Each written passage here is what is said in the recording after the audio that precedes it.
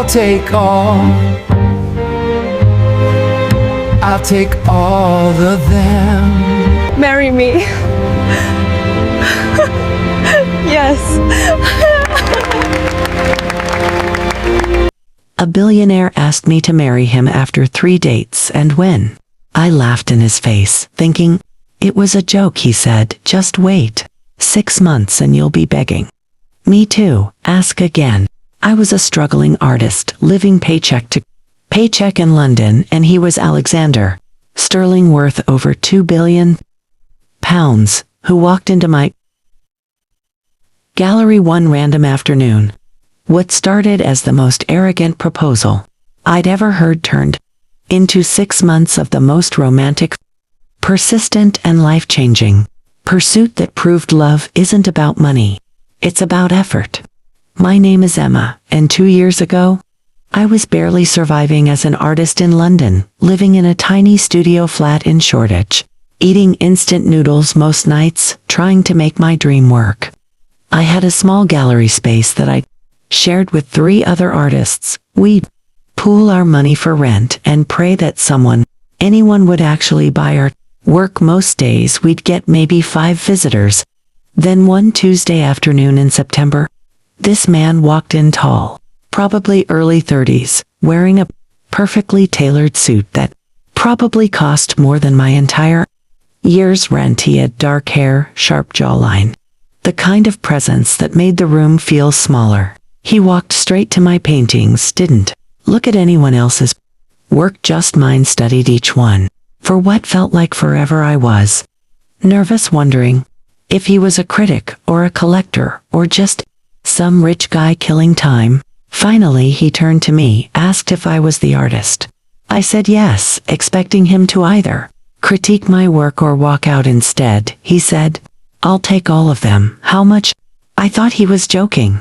I had 12 paintings on display, ranging from £500 to £3,000 each. That's over £20,000 worth of art. Nobody buys an entire collection from an unknown artist. I stuttered, said, "Are you serious?" He pulled out a black credit card, said completely serious, "I see talent and I invest in it. Give me a price for the lot. I'll wire it today." I calculated quickly, gave him a number thinking he'd negotiate. He didn't even blink, just said, "Done. Give me your bank details. I'll transfer it now, and I'd like to commission 3 more pieces." My hands were shaking as I wrote down my information. This man was about to change my financial situation completely. I could pay rent for months, afford proper supplies, maybe even eat real food.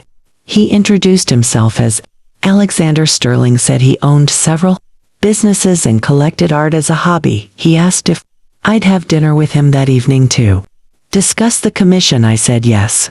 That dinner changed everything. We went to this incredible restaurant in Mayfair, the kind of place where they don't list prices on the menu, where everyone seems to know everyone. Alexander was charming, funny, intelligent. He asked about my art, my inspiration, my dreams. I told him I'd always wanted to have a solo exhibition in a major gallery, but couldn't afford the fees or get anyone to take me seriously. Alexander said he could make that happen, said he knew people, had connections. I said I didn't want charity, I wanted to earn it. He smiled, said, "Fair enough, but let me at least introduce you to the right people." Over the next 2 weeks we had dinner 3 more times, each time at a different, incredible restaurant or private club, places I'd only read about in magazines. Alexander was attentive, asked questions, listened, really listened. On our 3rd date, we were walking along the Thames after dinner. Alexander stopped, looked at me and said, "Emma, I know this is fast, but I need to tell you something. I'm falling in love with you." I was shocked. We'd known each other less than 3 weeks. I said, "Alexander, that's very sweet, but we barely know each other." He said, "I know enough. I know you're talented, passionate, genuine, everything I've been looking for." Then he did something that completely blindsided me. He pulled out a small Velvet Box got down on one knee, right there on the South Bank, and said, "Emma, will you marry me?" I literally laughed. I thought he was joking, some rich guy prank or test. I said, "Alexander, get up, you can't be serious. We've had 3 dates, this is insane." His face was completely serious. He said, "I've never been more serious about anything. I know what I want, and I want you. I want to spend my life with you. I want to support your dreams, wake up next to you every morning." I said, "No, absolutely not. This is crazy. We don't know each other. I'm not marrying someone I met 3 weeks ago. I don't care how much money you have or how nice you are. This is not how real relationships work." Alexander stood up, put the ring box back in his pocket, and said, "Okay, I respect that, but let me make you a deal. Give me 6 months, 6 months to prove to you that this isn't crazy, that we're meant to be together." He said, "I won't propose again until you're ready, but I will show you every single day why we belong together. If after 6 months you still feel nothing, then I'll walk away, and we can just be friends." I said, "Fine, 6 months, but don't expect me to change my mind. I don't believe in fairy tales or love at first sight or billionaires sweeping artists off their feet. I'm a realist." Alexander smiled, said, "Challenge accepted," and that's when the most intense 6 months of my life began. The next day I received a delivery at my studio, a brand new set of professional art supplies, worth thousands of pounds, with a note that said, "For your next masterpiece. Not because I'm trying to buy you, but because talent deserves proper tools." Day 3 he sent me a book, a first edition of my favorite novel, with a handwritten note inside about why he thought I'd appreciate the symbolism in chapter 7. He'd actually read it and understood it. Day 5 he showed up at my studio with coffee and pastries, said he was in the neighborhood, which was obviously a lie. His office was in Canary Wharf, nowhere near Shoreditch, but I appreciated the effort. He didn't try to kiss me, didn't pressure me, just asked how my work was going, if I needed anything, told me about a new restaurant he'd discovered that he thought I'd love. Week 2 Alexander invited me to a gallery opening, said it would be good networking for me, introduced me to curators, collectors, people who could actually help my career. Never once acted like I was his girlfriend, just his friend who happened to be talented. Week 3 I had a crisis. My landlord raised the rent. I couldn't afford it. I was going to lose my studio space. I called Alexander, panicking, not asking for money, just needing someone to talk to. He showed up 30 minutes later, said he'd taken care of it. I was furious, said I didn't want his money, didn't want to be some charity case. He said, "It's not charity, it's an investment, I believe, in you, and I'm not letting you lose your space over something as stupid as money." We fought. I said this was exactly why I couldn't be with him, because he solved everything with money. He said money is just a tool, and if I had the tool to help someone I cared about, I'd be an idiot not to use it.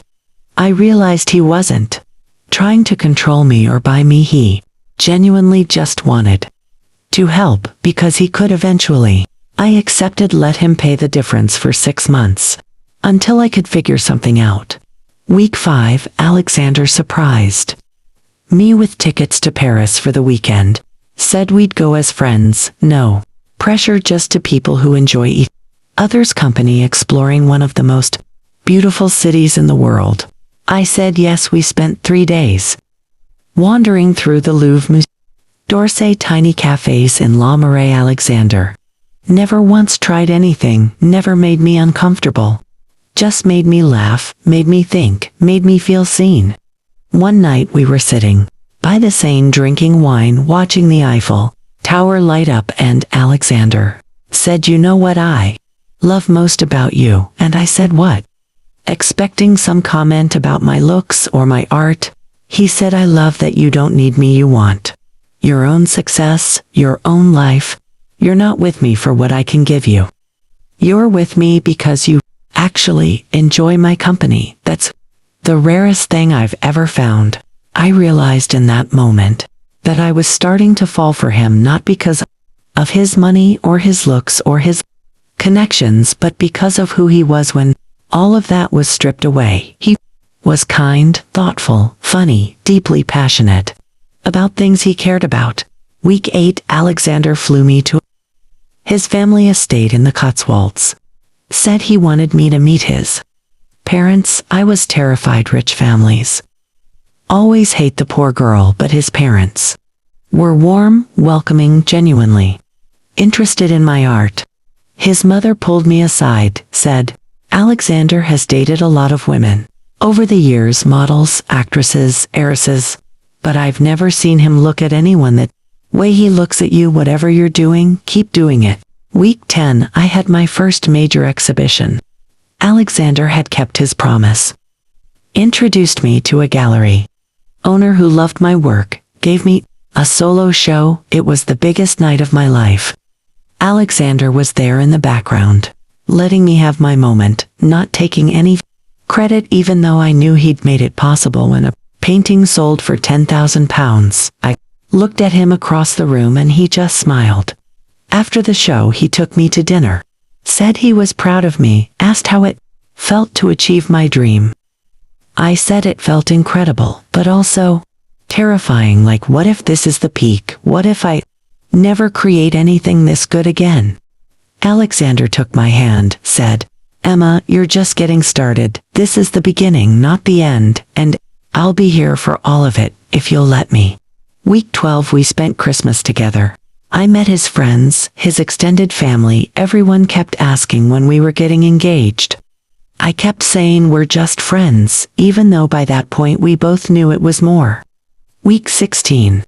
Alexander got sick, really sick, flu that turned into pneumonia. He ended up in hospital for a week.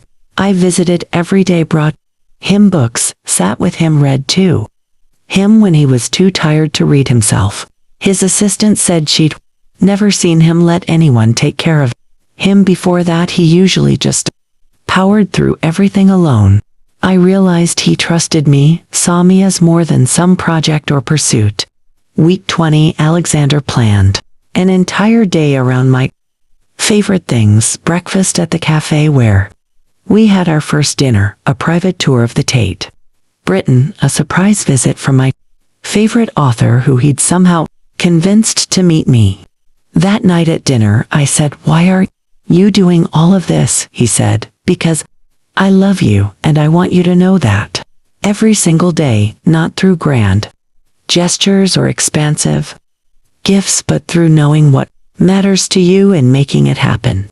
Week 22, I realized I was in love with him completely, utterly, terrifyingly in love, not with Alexander Sterling, the billionaire, but with Alex, the man who remembered how I took my coffee, who called me at 2 a.m. when he knew I'd be working late just to make sure I'd eaten. Week 24, we had our first real fight about something stupid. I can't even remember what I said. Maybe this isn't working, maybe we're too different, he said. We're having a fight, that's what people who care about each other do. We work through it. He was right, we talked it through, learned how to communicate better, came out stronger, and I realized this wasn't some fantasy or game. This was real, messy, complicated, beautiful, real. Week 25. Alexander was offered a massive business deal in New York that would require him to move for at least a year, possibly permanently. He asked what I wanted him to do. I said, it's your career, your life, you have to do what's right for you. He said, you're what's right for me. Emma, everything else is just business, but if you're not ready for this, I'll understand. I realized he was willing to turn down $1 billion deal because he didn't want to lose me, and that's when I knew he wasn't just proving a point. He really did love me more than anything. On day 179, exactly 6 months, minus 1 day, from his first proposal, we were back at the South Bank, the same spot where he'd proposed the first time. Alexander didn't have a ring, didn't get on one knee, just held both my hands and said, "Emma, 6 months ago, I asked you to marry me and you said no, you said we didn't know each other, that it was too fast, too crazy." He said, "I've spent every day since then trying to prove you wrong, trying to show you that sometimes you just know that sometimes love doesn't follow a timeline or make logical sense, it just is." Then he said, "But I'm not here to propose again. I'm here to tell you that whether you marry me or not, whether we're together for 6 more months or 60 more years, I'm grateful for this time. I'm grateful you gave me the chance." I started crying, said Alexander. "Shut up." I said yes. He looked confused, said yes. What? I said yes, I'll marry you, you idiot. I've been ready to say yes for the past 2 months. I was just waiting for you to ask again. Alexander pulled out a ring different from the first one. This one was simpler, more me. A single diamond on a delicate band. He said, "I had this made 3 months ago when I realized you were falling for me too.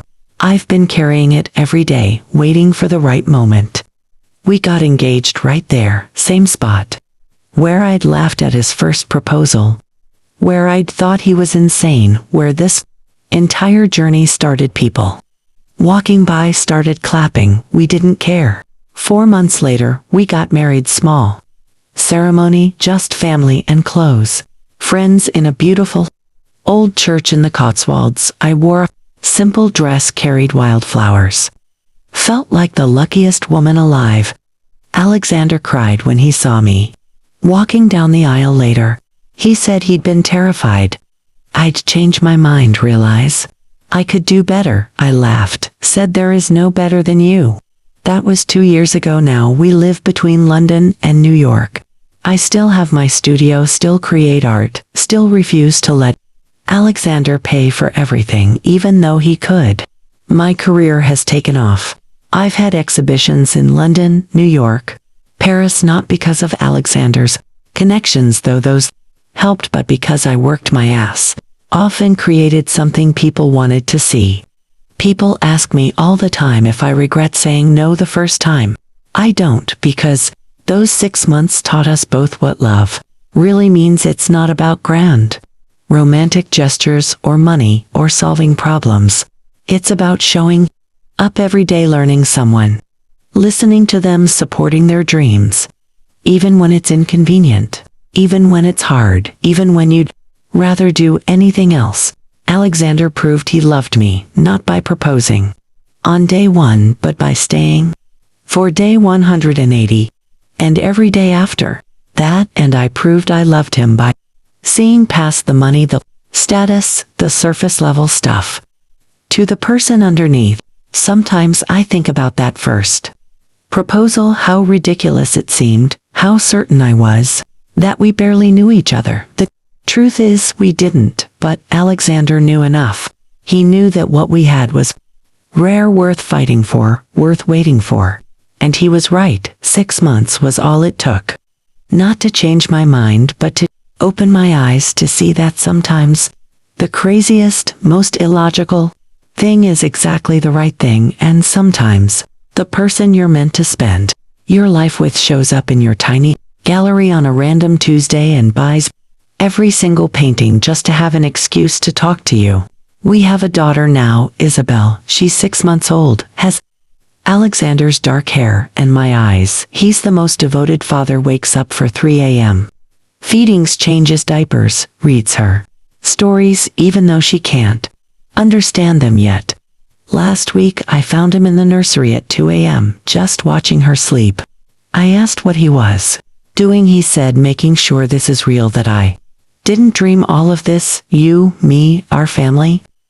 I said, "It's real, I promise." He pulled me close, said, "Good, because I plan to spend the rest of my life proving I'm worthy of it every single day, just like I did in those 6 months." And he does, every morning.